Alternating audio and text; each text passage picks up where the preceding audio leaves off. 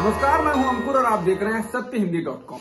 सत्य हिंदी का Android app download करने के लिए डिस्क्रिप्शन में जाइए, वहां पे एक लिंक दिया गया है, वहां से आप डाउनलोड कर सकते हैं।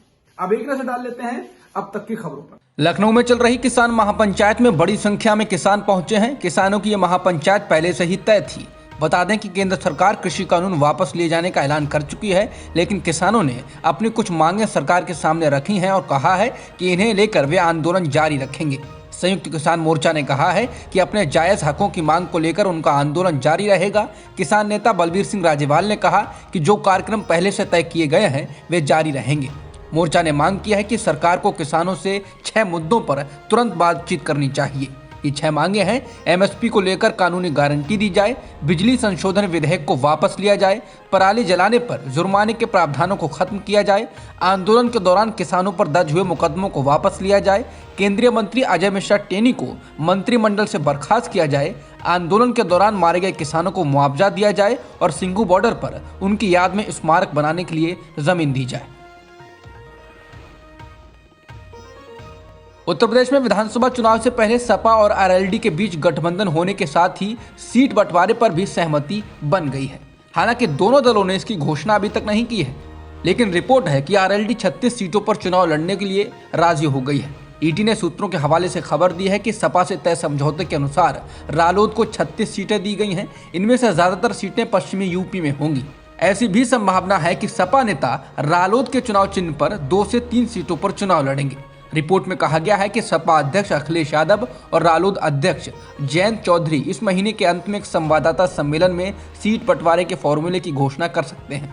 सीट बंटवारे को लेकर काफी लंबे समय तक दोनों दलों के बीच वार्ता चली। रिपोर्ट में सूत्रों के हवाले से कहा गया है कि आरएलडी ने शुरू में 62 सीटों की मांग की थी, लेकिन सपा 30 से ज्यादा सीटें देने को तैयार नहीं थी।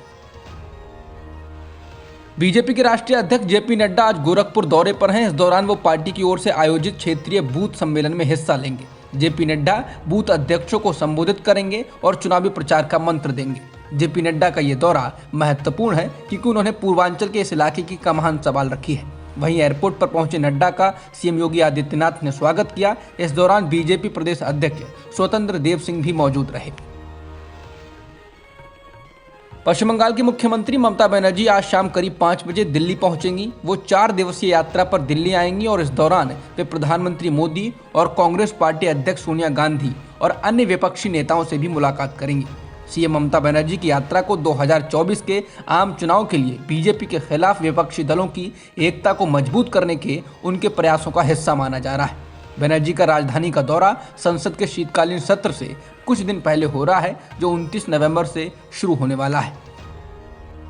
कांग्रेस के पूर्व अध्यक्ष राहुल गांधी ने अब जन धन खातों को लेकर पीएम मोदी को निशाने पर लिया। राहुल ने खबर को ट्वीट किया है जिसमें बताया गया है कि स्टेट बैंक ऑफ इंडिया ने जन धन खाता धारकों के खातों से 164 करोड़ रुपए की रकम काट ली है। यह मीडिया स्टोरी आईआईटी बॉम्बे की एक रिपोर्ट के आधार पर की गई है। इस रिपोर्ट के अनुसार साल 2017 और सितंबर से 2020 तक एसबीआई ने जनधन खाता धारकों से यूपीआई और रुपे कार्ड के जरिए होने वाले लेन देन के लिए 254 करोड़ रुपए वसूल लिए। राहुल गांधी ने इसी रिपोर्ट को ट्वीट करते हुए इसको लूट बताया है और साथ ही लिखा है कि कौन है जो जन का धन खाता जा रहा है। आर्यन खान क्रूज ड्रग्स मामले के सामने आने के बाद से ही एनसीबी के अफसर समीर वानखेड़ के खिलाफ मोर्चा खोलने वाले महाराष्ट्र के कैबिनेट मंत्री नवाब मलिक ने एक और धमाका किया है। मलिक ने रविवार रात को ट्विटर पर एक तस्वीर पोस्ट की है। मलिक ने इस तस्वीर के जरिए कहने की कोशिश की है कि ये समीर वानखेड़े की तस्वीर है। इस तस्वीर में समीर वानखेड़े मुस्लिम टोपी पहने हुए देखे जा सकते हैं। नवाब मलिक ने फोटो के कैप्शन में लिखा है, कबूल है कबूल है कबूल है, ये क्या किया तूने समीर दाऊद वानखेड़े। बता दें मलिक लगातार इस बात का दावा कर रहे हैं कि समीर वानखेड़े मुस्लिम हैं। मलिक का कहना है कि मुस्लिम होने के बावजूद वानखेड़े ने फर्जीवाड़ा कर दलित कोटे से सरकारी नौकरी हासिल की। शनिवार को नवाब मलिक की बेटी नीलोफर मलिक खान ने ट्विटर पर एक शादी का रिसेप्शन कार्ड और मैरिज सर्टिफिकेट पोस्ट किया था। उन्होंने दावा किया था कि समीर वानखेड़े की शबाना कुरैशी से हुई पहली शादी का रिसेप्शन कार्ड है और मैरिज सर्टिफिकेट है। अपने विवादास्पद बयानों को लेकर चर्चा में रहने वाली अभिनेत्री कंगना रनौत ने एक बार फिर कथित रूप से आपत्तिजनक बातें कही हैं, जिस वजह से उनके खिलाफ पुलिस में मामला दर्ज कराया गया है। हाल ही में पद्मश्री से सम्मानित कंगना ने अपने इंस्टाग्राम पोस्ट में कथित रूप से पूरे सिख समुदाय को खालिस्तानी आतंकवादी करार दिया है और कहा है कि इंदिरा गांधी ने इन लोगों को मच्छरों की तरह अपनी जूती के नीचे कुचल दिया था। कंगना रनौत ने इंस्टाग्राम स्टोरी में लिखा है, खालिस्तानी आतंकवादी आज सरकार की बाहें मरोड़ सकते हैं, पर हमें एक महिला को नहीं भूलना चाहिए। वह अकेली महिला प्रधानमंत्री थी जिसने इन्हें अपनी जूतियों के नीचे कुचल दिया था। उन्होंने इसके आगे कहा, उन्होंने देश को चाहे जितनी तकलीफें दी हों, लेकिन अपनी जान की कुर्बानी देकर भी इन्हें मच्छरों की तरह कुचल दिया था, देश के टुकड़े नहीं होने दिए। उनकी मौत के कई दशक बीत जाने के बाद आज भी ये उनके नाम से कांपते हैं। इनको वैसा ही गुरु चाहिए। जिसके बाद दिल्ली गुरुद्वारा प्रबंधक समिति के अध्यक्ष और अकाली दल के नेता मणिजिंदर सिंह सिरसा ने इस अभिनेत्री के खिलाफ पुलिस में शिकायत दर्ज कराई। कांग्रेस नेता सचिन पायलट ने नई कैबिनेट की शपथ के बाद कहा कि हम यहां सिद्धांतों के बारे में बात कर रहे हैं, हर किसी की राय मायने रखती है। मुझे खुशी है कि चिंताओं का समाधान किया गया है। परिवर्तन निरंतर है, लेकिन यह कदम लोगों को प्रेरित करने में मदद करेगा। हम 2023 का चुनाव जीतेंगे। पायलट द्वारा किसी मंत्री पद को नहीं लिए जाने के सवाल पर उन्होंने कहा कि जहां तक मेरा सवाल है, मैं पहले भी कह चुका हूं कि पार्टी नेतृत्व मुझे आधिकारिक कार्य के रूप में जो भी काम कराना चाहता है, मुझे वो करने में खुशी है और पिछले 2 दशकों से मैं वो कर रहा हूं।